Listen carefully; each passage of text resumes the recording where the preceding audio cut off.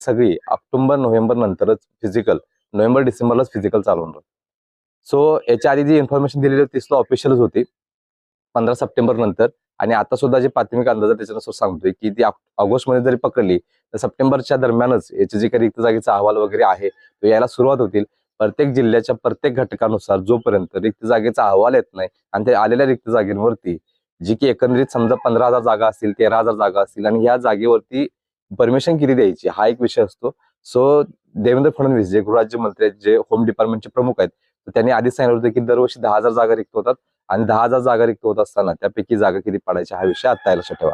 म्हणजे एकंदरीत त्यांनी अंदाज दिलाय स्वतःचा की एक 10,000 जागा त्यांनी पाडण्याच्या शक्यता आहे. पण एक 6 महिने पुढे गेली भरती, त्यामुळे एक 2,000 1,000 जागा जरी पडल्या एक्स्ट्रा सांगतोय तरी सुद्धा विद्यार्थ्यांचं चांगलं होईल मात्र नक्कीच. सो पहिली गोष्ट खूप महत्वाची की ही जी भरती आहे ती सप्टेंबर ऑक्टोबरला, जरी सप्टेंबर ऑक्टोबर पर्यंत यांचे फॉर्मचा